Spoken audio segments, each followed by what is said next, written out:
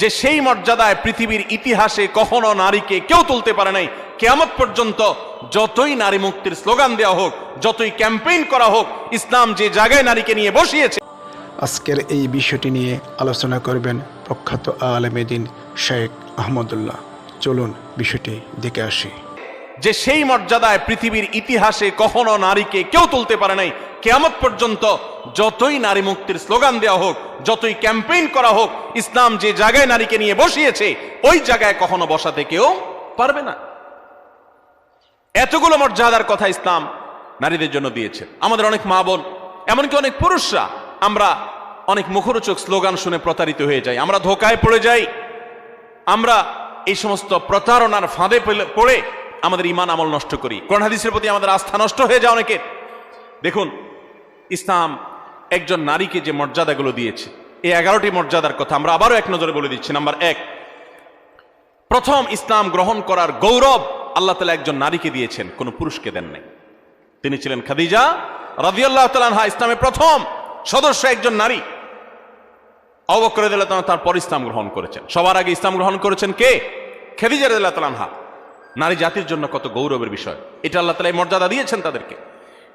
দ্বিতীয়ত, ইসলামের জন্য সবচেয়ে বড় আত্মত্যাগের বিষয় হলো শাহাদাত, নিজের জীবন আল্লাহর রাস্তায় বিলিয়ে দেওয়া।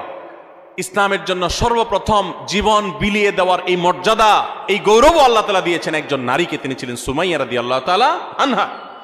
তৃতীয়ত, প্রিয় নবী সাল্লাল্লাহু আলাইহি সাল্লামের বিদায় হজে তার জীবনের শেষের দিকে যে ঐতিহাসিক বক্তব্য দিয়েছেন, সেই ঐতিহাসিক ভাষণে যাদের প্রতি বিশেষ যত্নশীল হওয়ার জন্য পুরুষদেরকে, অন্য সবাইকে নির্দেশ করেছেন, তারা হলেন নারীরা।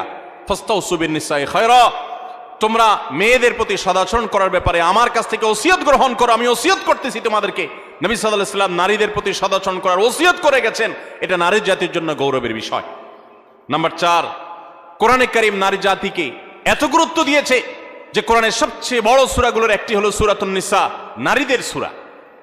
সূরায়ে নাজিল করেছেন আল্লাহ তাআলা নারীদের সূরা বলে। পুরুষদের সূরা বলতে, সূরাতুর রিজাল বলতে কোনো সূরা নাই, নারীদের সূরা বলতে সূরা আছে। শুধু তাই নয়, কোরআনে কারীমে এই সূরায় যেরকম নারীদের অধিকার, তাদের জন্য উপদেশ, তাদের প্রতি অন্যদের কর্তব্য, তাদের সংশ্লিষ্ট বিধিবিধান আলোকপাত করেছেন, ঠিক একইভাবে কোরআনে কারীমে আরো অনেকগুলো গুরুত্বপূর্ণ সূরা, কয়েক পৃষ্ঠাব্যাপী যে সমস্ত সূরা রয়েছে, সূরা তাহরিম, সূরা তালাক, সূরা মুজাদালা, নারীদের জন্য উল্লেখ করেছেন।